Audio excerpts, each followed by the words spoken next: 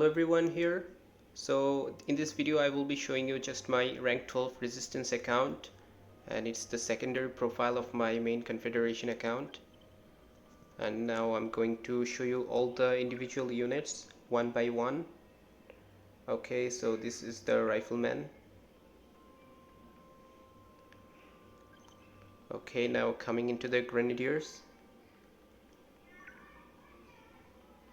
Now grenadiers does a lot better performance compared to heavy assault, and also good against vehicles. Now sniper, it has 10 firing radius, but the infantry with the lowest HP and armor, that's the only vulnerability when any enemy units come closer.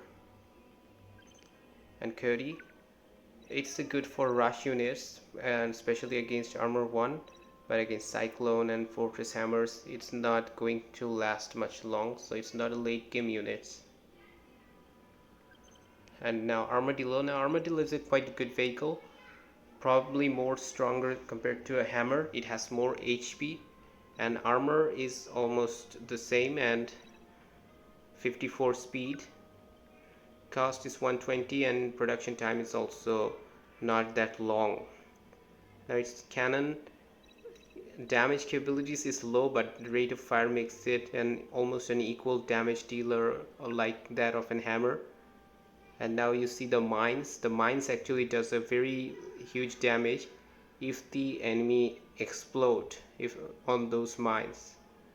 Of course the mines are conditional, not in all cases mines will be useful. And frog mines, now these can of course destroy all the HP of an infantry. Probably even a fire assault will be dead with infantry with the highest HP and armor. And lizard mine, that's also very strong.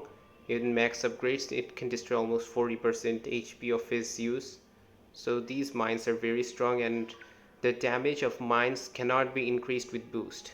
It will be the same with or without boost, so don't try to increase the attack power of mines using gold boost.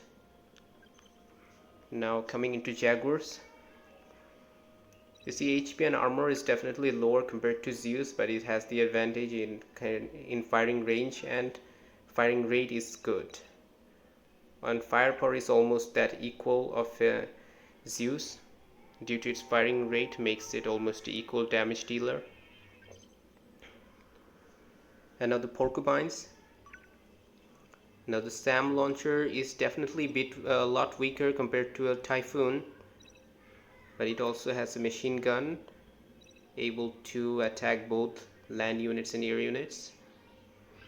Okay, now Mammoths. Its speed a bit problematic, 37 speed, that's quite low, and the HP armor is also not that much satisfying. And the damage, if I say the damage is also moderate amount, and the firing range is 13.5, which is a great specialty, a very long range, although it's also cannot be used in most of the maps, only in short maps and in specific conditions. And now Chameleon. And now for Chameleon, if the fog radius is almost about 3 fog radius, so that's not much of a big deal. 3.5 is probably the fog radius, and that's not worth wasting 400 resources and upgrading the special vehicle factor into level 3.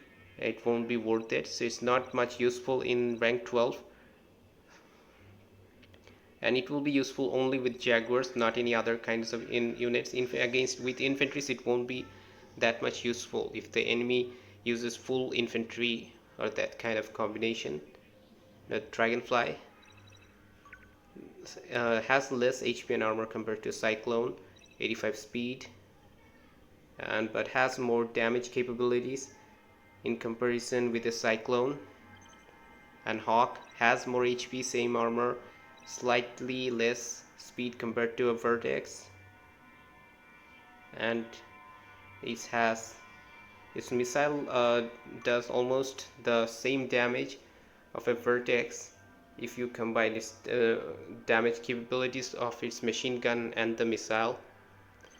Now Albatross has more HP compared to Thor, but the speed is a very big disadvantage. The vertex are able to destroy it very easily, so you must support it using porcupines or hawk, otherwise all the albatross will die after bombing.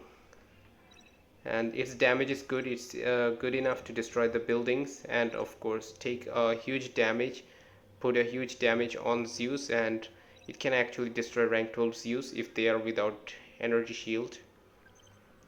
Now Cayman, that's a very good thing for this rank, because in this rank it's quite easy to use Cayman Rush. You see it has 85 speed, so if you use a gold attack boost speed, you will get almost 100 speed and you will be able to dodge the torpedoes of the torpedo platform if properly maneuvered. And of course in a 1v1 it's definitely going to lose against a Delta, but it can be produced quite faster since its production time is 19, and that makes rushing with it quite useful and effective.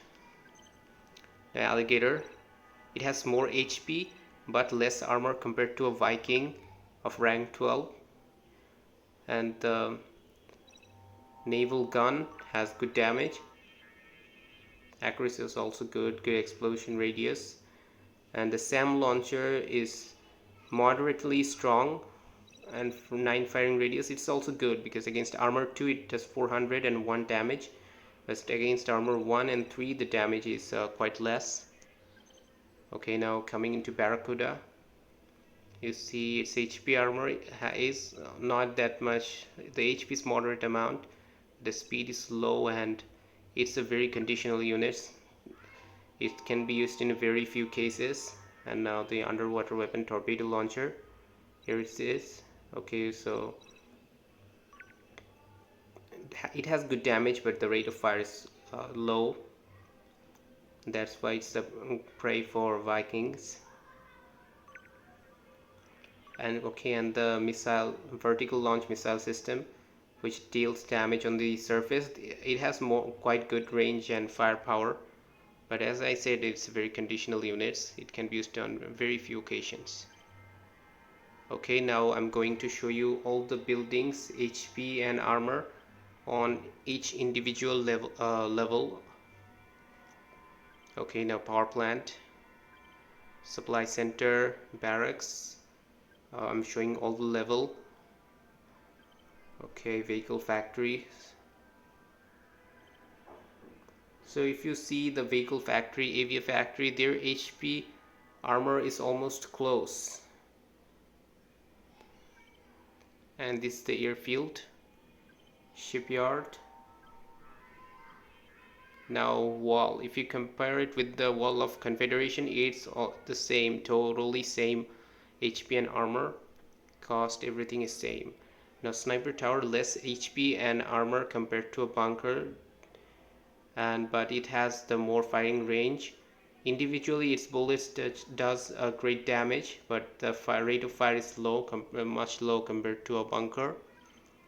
And now the gun tower, it has good armor, HP isn't that good, although the damage capability is still quite good. It can actually do good performance against hammers, but when the enemy switches into heavy assaults or likes use torrents, then the gun tower won't stand a chance. The anti-air tower, not as strong as the air defense of Confederation, but it's a lot better option than using Porcupine. You can actually expand your base and put anti-air tower. Naval platform, HP is slightly lower, armor is the same of that of a torpedo platform. Torpedo launcher, it does a great amount of damage. The damage capabilities is almost the same of a torpedo platform, the flak cannon, or you can say it's anti-air weapon. It has less damage compared to an armadillo, not armadillo, compared to an alligator or porcupines, or anti-air, you can say it does quite less damage compared to those, but because of its HP and armor, it can definitely going to survive a lot longer. Okay, now the commander skills. Wait, I'm going to show you the number of the skills here. 58 skills I have only in the resistance. I'm still going to improve it a bit more. because I have some cards and I just need some credits to improve them a bit more.